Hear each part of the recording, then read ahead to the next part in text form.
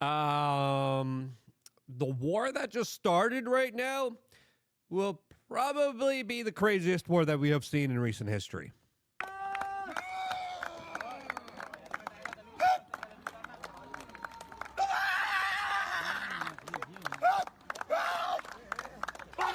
As it's probably not going to be the most tactical form of warfare, as the argument and case for war has been being made within the last few days and weeks, as there's a lot that has built up to this particular moment, as right now it is official. India has just bombed Pakistan. Pakistan is going to be responding here. What led up to this? How could this spiral out of complete bedlam? We're going to be talking about that specifically with just how other countries could now be involved here, including China, the United States, Israel, Turkey. The situation is very confusing. It's very fast moving, and it is extremely dangerous right now. And we are going to be doing our best to uncover exactly what is happening right now. As the first time I saw this, I was like, no way, this can't be happening right now. It is, and it has the potential to spark off other conflicts right now. And this is, I think, in one of the most dangerous times that we are in this particular year, as the Indian government has officially announced Operation Synindor, claiming that justice is served, missiles fired at 9 sites in Pakistan, as right now everyone is going to be awaiting Pakistan's response here, as now we are getting the reports that at least 3 different locations were hit here, and that this attack is still in full swing and might not be actually over in the making of this video. Some of the videos that we are getting is showing the severity of this situation, and it looks very, very severe, as the Indian Army has confirmed that they did launch missiles into 3 specific regions inside of Pakistan. This has been brewing for quite a long time, and this is one of the biggest dramatic escalations of the Indo-Pakistan tensions that have been brewing for ever since the 2 countries started to exist here. Again, the tensions between the Muslims and the non-Muslims plays a major significant role in this, and has ever since the countries were formed and created in order to keep these 2 types of people separated from each other. This goes all the way back to the British Tea Company that, of course, was dealing with a very severe situation on their hands. And all bedlam, all hell previously broke loose in the region. But now the situation is that much more severe, especially since Pakistan and India have nuclear weapons. Weapons that, let's just pray here, do not get used, do not get utilized, and there isn't an itch to, of course, use them, as this would now, of course, dramatically impact global foreign policy relations and create a very bad situation where I think a lot of other countries would be involved in this as well, because starting these conflicts, usually it's very quick, it's very simple. Ending these conflicts, extremely complicated, extremely long here. As there's been a big buildup to this, and I think the main kind of crescendo moment, because again, historically, there's a lot of tensions between the Pakistanis and the Indians going back many, many decades. But the latest events centered around the 2025 Pahalgam attack, where we had an attack on non-Muslim tourists that were specifically targeted, in which 26 civilians lost their life on April 22nd of this year, as militants specifically targeted Hindu tourists and a Christian tourist, and also 1 local Muslim were attacked here, as the attackers were armed with assault, quote, rifles. I hate that term. But AK-47s, M4 carbines. As they entered the tourist spot, there was one particular video of a guy on a zip line videotaping himself as people were just getting taken out right in his purview, as he's, of course, oblivious to this, smiling into the camera in one of the most insane videos of this particular year, and hopefully the situation does not get more insane here. But in response to this attack on non-Muslims, specifically Hindus, the Indian government blamed the Pakistani government for being aligned with this terrorist group and not holding them accountable for this terrorist attack that happened on their territory and to their people. As India specifically said, yeah, the Pakistani government is backing this terror group that carried out this specific attack, and the Indian government decided to respond by cutting off water to Pakistan in the Akhnur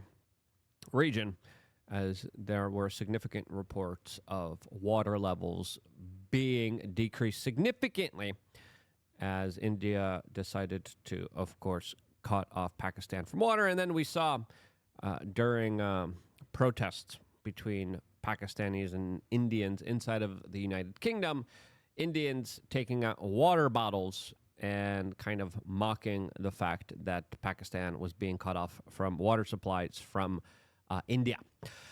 Mocking them in London, saying that they soon will not be having any water at all, as the Pakistani country depends on a lot of their irrigation through this water supply that has been cut off to them now by the Indians. Now, the Indians have been building up this case for quite a while. We're going to lay out the alliances that are being shaped here, who's aligned with who, what troop numbers we're looking at, how bad this could go, and the best case scenario and the worst case scenario. Before we do any of that, we wanted to tell people about shirts. Yeah, breaking news. All hell's breaking loose. But you can still get a shirt on thebestpoliticalshirts.com. We got to pay the bills around here, and I always make sure to get some kind of product out there to keep us up and going, since of course we're not the corporate media. We don't just have advertisements, we have our own products. And one of the products that I have on right now that says 2 + 2 = 5, you bigot, is another shirt that you could also exclusively get on thebestpoliticalshirts.com. So if you like any of the shirts that I ever wear, get them on thebestpoliticalshirts.com. And it's a great conversation starter. You just type in bigot right here into our search thing. Bada bing, bada boom. And you're able to get it. This shirt was actually censored previously beforehand, by the way. There's people who were mad at us, and they're like, how dare you sell shirts with political expressions on it that we don't approve of? We're going to take that down. And they did. So I started the t-shirt company when we got censored. I covered a lot of crazy situations in India on the ground, by the way, on this YouTube channel. I landed in India. They decided to do a currency reset. That video also available on this channel. But I was previously monetized. YouTube demonetized me. Then I was like, you know what? If they demonetize me, I'm going to create a t-shirt company. And that's what I did. And then they started to censor the t-shirt company. The t-shirt company is up and running now. And we have a lot of really great eye-opening, third eye squeegee cleaning type of shirts. A lot of them are also anti-war here. So that's pretty needed now, as tensions between India and Pakistan soon might involve many other countries that could be engaged in this particular fighting. All of this, as now we have Indian state media running the narrative that this is a revenge bombing for the Pahalgam terror attack that happened to them. Again, the news is coming in. I'm having my producer literally update me as I'm making this video. Get the shirt, support us. The more of you guys that get the shirts, type in war here. And then, yeah, being anti-war is very important. The corporate media is full war. They love war. They're pretty much mouthpieces of the military-industrial complex. We want to make sure that war doesn't escalate and doesn't spread here. Now, let's go back to what's going on here, because this has been something that people have feared was going to happen, and it is happening because the groundwork was being laid. The rhetoric was very tough, as we have this article from the New York Times that was released just a few minutes ago, saying India seems to be building its case for striking Pakistan as world powers face multiple crises. The one set off by a terror attack in Kashmir is getting scant attention to help in de-escalating between nuclearly armed neighbors. Yeah, I think this is going to lead to Donald Trump to trying to, of course, denuclearize the whole world, because This situation shows us why this is so important. Donald Trump has a plan, has an initiative, has tried to implement it way back when to specifically stop nuclear proliferation to the point where all the nuclear weapons in this world are destroyed single-handedly at this one particular time from all the countries. I think that's a great thing, specifically now with what is happening here, as now we're getting reports that the power grid has been hit in Pakistan. 9 missiles have been fired, and that there is already fighting alongside the border from early initial reports that, again, have not been confirmed here. But again, you saw what built up to this particular situation. They were having intense media arguments over Zoom that shows us just how bad emotions could take over sometimes and have logic leave the room completely. Pakistanis to death. Go on.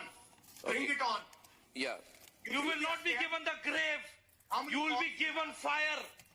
We are going to burn you to the ground. We are going to burn you to ashes. You have. If you have 200, I give you my word. 150. मैं जुबान देता हूँ. You bomb us 200 times. तुम सबको जलाया जाएगा. भस्म किया जाएगा. तुम लायक नहीं हो इस धरती पे सांस लेने के लिए. But how do you really feel? Is the question that you should be asking here. As of course, let's compare the militaries here. Both nuclearly armed.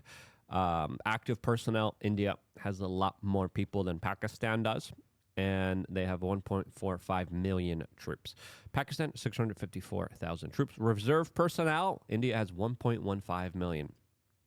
Pakistan has 500,000 tanks.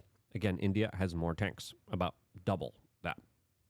Armored vehicles, way more armored vehicles India has than Pakistan has. Aircraft,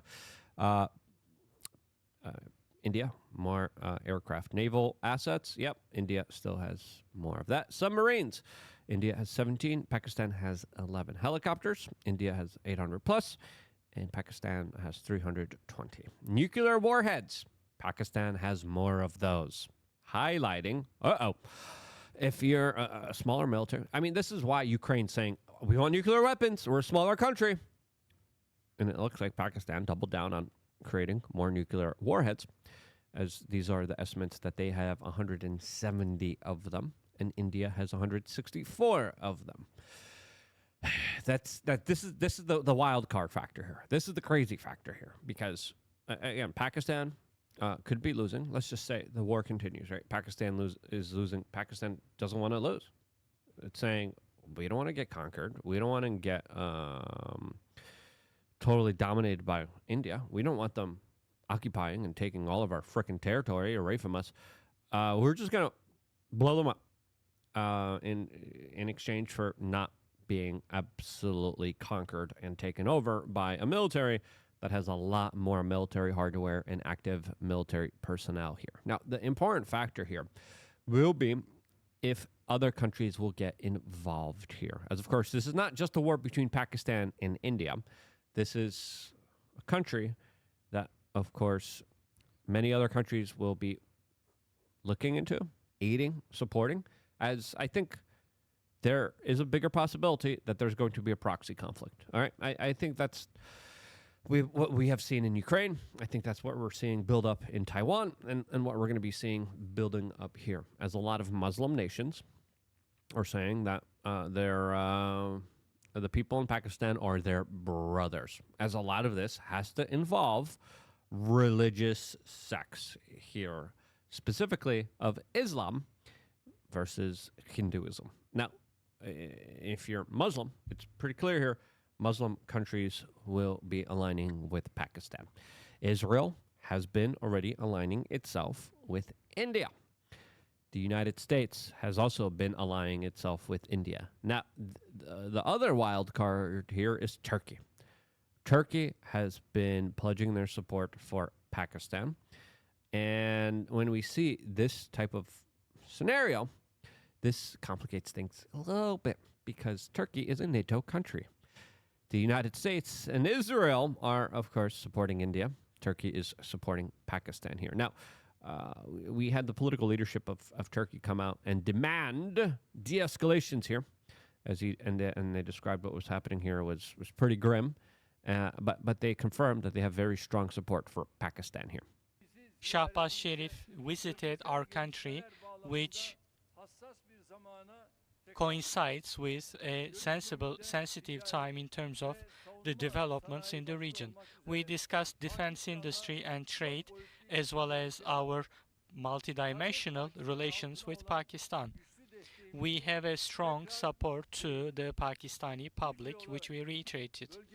As Turkey, in our region and beyond our region, we do not want new conflicts, as we emphasize on every occasion. Between Pakistan and India, the escalating tension without evolving into more grim levels, we hope will be de-escalated. Our foreign ministry and other units closely follow the process. Shahbaz Yeah, it wasn't de-escalated, it was escalated. Now, the Muslim world versus the Hindu Israeli world, that's what we're looking at here, and that's how the situation could quickly devolve. As Donald Trump soon will be making a trip to Israel, he's announcing some major moves, some major policy decision shifts that, of course, will stop the United States from needing to bomb the Houthis, as the United States has continued doing that. As, of course, now this situation is a little bit more complicated, as the Muslim world will be looking at the Houthis here, as the situation in Gaza now complicates this a little bit more. And I think right now, more than ever, we need prayers and thoughts that there's going to be de-escalation efforts here and that cooler heads prevail, and not these dudes that, of course, will just be going off crazy trying to, of course, obliterate and destroy each other many times over, as, of course, other countries are going to be involved here, and it's not going to look good. Best case scenario, and this is, let's say, 25%. India understands that it launched its first kind of attack here. It's kind of a limited attack. It's not a full frontal assault here. But if you're Pakistan, you're like, okay, India's big. All right, they just bombed us. They sent 9 missiles through territories. Okay, we could just forgive it if they turn back on the water. India's probably not going to turn back on the water. Okay, India wants to look tough, wants to look, The problem now is the situation that's going to be a little bit difficult is the situation. Atlas, get over here. What are you doing? Couch right now. The situation that's going to be. Lay down. Lay down. I know someone's at the door. They could wait. All right. We got important developments here to break down. All right. The important aspect here that's going to be worth talking about here is, will Pakistan say, all right, that's enough. That's fine. We're not going to fight a bigger country here.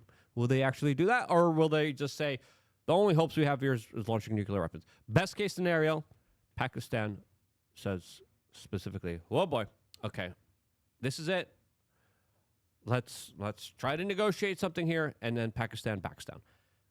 The reason I don't see that happening is because Pakistan kind of needs that water back open, and they're declaring, hey, India's shutting off for us from water. This is an act of war. They're running all the war games and all the war drills.